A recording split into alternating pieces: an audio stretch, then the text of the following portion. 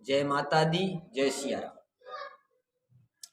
सभी भक्तों को सूचित किया जाता है कि कोरोना महामारी एवं चुनाव आयोग की आचार संहिता के चलते श्री मां जगदम्बा कुलदेवता मंदिर सिंधवाहा जिला ललितपुर का महामहोत्सव सिंधवाहा में जो 7 फरवरी का कार्यक्रम होना निश्चित हुआ था, महामहोत्सव में नगर भोज भंडारा स्थित कर दिया गया है। साथ ही जो प्रभात फेरी मंडलों का आगमन होना था उनका भी कार्यक्रम रद्द कर दिया गया है। उनके स्थान पर महा 56 भोग और 151 दीपकों से महाआरती और स्थानीय लोगों के द्वारा छोटी सी शोभा यात्रा के बाद 51 कन्याओं का कन्या भोज होगा। इसके बाद रात्रि में 8 बजे से सुंदरकांड का पाठ होगा। पाठ के बाद प्रसाद वितरण होगा। जय माता दी, जय सिया राम। हम यहाँ ललितपुर जिले के ग्राम सिंधवाहा में स्थित श्री मां जगदम्बा कुलदेवता मंदिर में बैठे हुए हैं। तो सभी भक्तों को सूचित किया जाता है कि श्री मां जगदम्बा कुलदेवता मंदिर की प्रतिष्ठात्मक चतुर्थी वर्षगांठ महोत्सव एवं 51 प्रभात फेरी मंडलों का सम्मेलन होना निश्चित हुआ था। 28 दिसंबर को मीटिंग हुई थी, जिसमें सर्वसम्मति से ये निर्णय लिया गया था कि 7 फरवरी 2022 को 51 गांव के 51 प्रभात फेरी मंडल एवं सारे नगर का भंडारा भोजन प्रसादी वितरण, जिसमें 10-12 हजार भोजन प्रसादी का भंडारा होना था। साथ ही 51 प्रभात फेरी मंडलों का सम्मेलन भी होना था, जो विगत वर्षों की भांति चला आ रहा है। तो आपको अवगत कराते हुए अत्यंत हर्ष हो रहा है कि हमारे ग्राम सिंधवाहा में आदिशक्ति श्री मां जगदम्बा कुलदेवता का मंदिर स्वर्गीय लक्ष्मण प्रसाद साहू धर्मपत्नी प्यारी बाई साहू की पुण्य स्मृति में उनके छोटे सुपुत्र श्यामलाल साहू, धर्मपत्नी बसंती बाई साहू, उनके पुत्र रोहन साहू ने मंदिर निर्माण कर 7 फरवरी 2018 को श्री मां के चरणों में समर्पित किया। तो 2018 में इस मां जगदम्बा कुलदेवता मंदिर की प्रतिष्ठा हुई।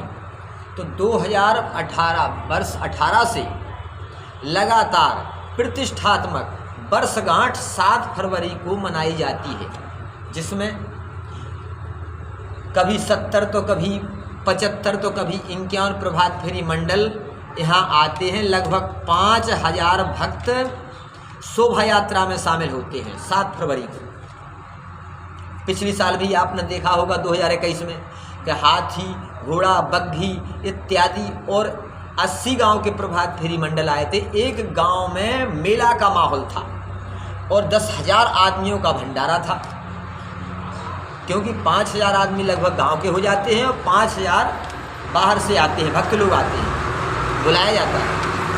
तो सभी भक्तों को बुला करके वो भंडारा देर रात तक चलता रहता है। रात में कार्यक्रम भी होते हैं कई प्रकार के, जैसे दीप प्रज्वलन हुआ, पहले ध्वजा पूजन, नगर परिक्रमा, शोभा यात्रा आदि, महाप्रसाद भंडारा और 151 दीपों से महाआरती और 56 भोग भी होता है। तो यह सब वर्षगांठ महोत्सव का कार्यक्रम प्रतिवर्ष की भांति चलता आ रहा है और आगे क्या होगा, कैसा चलेगा, ये तो मैया जाने।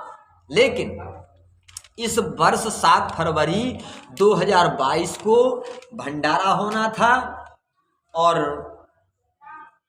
प्रभात फेरी मंडलों का सम्मेलन होना था, शोभा यात्रा निकलनी थी, एक भव्य बड़ा भारी महोत्सव, सिंधवाहा महोत्सव जिसको कहेंगे, होना निश्चित हुआ था। लेकिन कुछ समस्याएं, कुछ परिस्थितियां हमारे आपके सामने आई, जिसके कारण यह कार्यक्रम बिल्कुल ही धीमा पड़ गया है। वो समस्याएं क्या हैं? जैसे कि सर्वप्रथम आपको बताएं कि जब बैठक हुई तो उस बैठक में निर्णय लिया गया था कि महाप्रसाद यानी नगर भोज और साथ ही प्रभात फेरी मंडलों का सम्मेलन, इस सिस्टम को जमाने में लगभग 25-30 हजार रुपया बयाने बट्टे में और कार्यक्रम की स्थिति और परिस्थिति बनाने में और सिस्टम जमाने में अभी तक खर्च हो गया है। ठीक है, मैया की जैसी कृपया। इसी के बीच क्या सामने आती है बात कि कोरोना महामारी का तांडव फिर से चालू हो गया। तो ललितपुर में लगभग प्रतिदिन 50, 75, 80 लोगों को कोरोना पॉजिटिव पाए जा रहे हैं और स्कूल भी बंद करा दिए गए हैं और लॉकडाउन की स्थिति पर हम पहुंच रहे हैं। तो कहीं ऐसा ना हो कि कार्यक्रम में कोई व्यवधान आ जाए। एक कारण तो ये। दूसरा कारण कि जब बैठक हुई और निर्णय लिया गया उसके कुछ समय पश्चात यानी शायद लगभग 13 जनवरी के आसपास चुनाव आयोग का सिस्टम चल गया कि विधानसभा के चुनाव होना है। आचार संहिता लगा दी गई। जब आचार संहिता लागू हो गई तब शोभा यात्रा कैसे निकलेगी? हम आप ही से पूछेंगे कि 5000 आदमियों को जहां इकट्ठा करना है, एक मेला का रूप देना है, तो ऐसी आचार संहिता के चलते ये कार्यक्रम संभव नहीं है। फिर भी हमारे सहयोगी ग्रामवासियों ने भी सोचा। हमारे मंदिर के जो संस्थापक श्यामलाल जी साहू हैं, जो इंदौर में निवास करते हैं, उनकी पत्नी धर्मपत्नी बसंतीबाई साहू है, उन्होंने भी विचार किया कि कहीं ऐसा ना हो कि किसी प्रकार का व्यवधान हो। क्यों कि कानून के दायरे में हम चलते हैं, कानून ही हमारा धर्म है। तो कानून से उठ करके हम कोई अलग से काम करें, ये माँ की नज़रों में ठीक नहीं है और कानून की नज़रों में ठीक नहीं है और आपकी नज़रों में ठीक नहीं है। तो आप पिछली वर्ष हम पर्चे छपवाए, पर्चे डल गए, छप गए पर्चे 7 फरवरी 2022 के, लेकिन सिस्टम बिगड़ गया क्योंकि कानून की परिस्थिति के आगे हम लाचार हैं। तो इस विषय को लेकर के हम एसडीएम पाली गए। एसडीएम पाली के पास गए कि श्रीमान जी हमें अनुमति प्रदान की जाए, और साथ ही हम डीएम के पास भी गए कि श्रीमान जी अनुमति प्रदान की जाए। लेकिन आश्वासन तो बहुत मिले, लेकिन लिखित में कोई देने को तैयार नहीं है कि आप शोभा यात्रा 5000 आदमी इकट्ठे करके वो निकालिए। ऐसी परिस्थिति में क्या होगा आप स्वयं जानते हैं। तो ऐसी स्थिति में हम सभी ने ये निर्णय लिया है कि जो 7 फरवरी को होने वाला भंडारा है वो स्थगित कर दिया जाए। साथ ही प्रभात फेरी मंडलों को जो बुलाना है उनको ना बुलाया जाए, इस कार्यक्रम को यहीं पर समाप्त कर दिया जाए। जब माँ की मर्जी होगी, सरकार से छूट मिलेगी, तो इस कार्यक्रम को समय रहते आगे कर लिया जाएगा।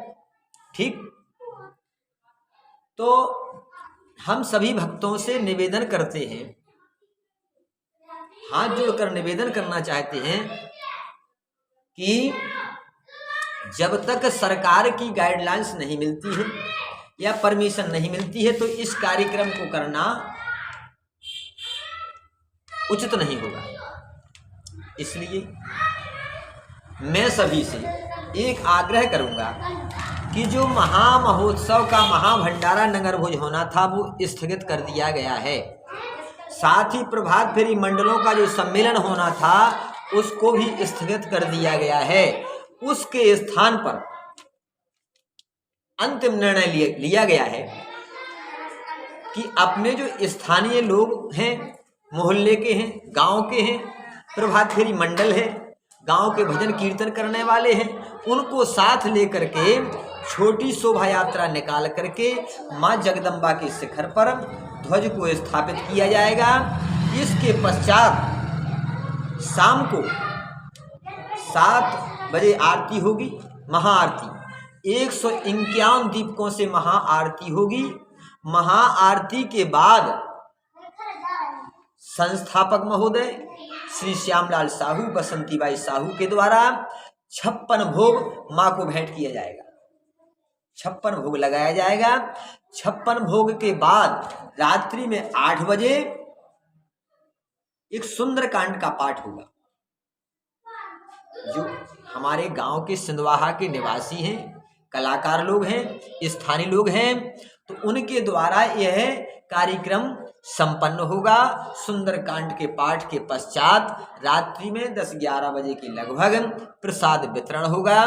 तो सभी भक्तों को सूचित किया जाता है कि जो कार्यक्रम 10,000 आदमियों के जनबल के सहयोग से होना था, उस कार्यक्रम को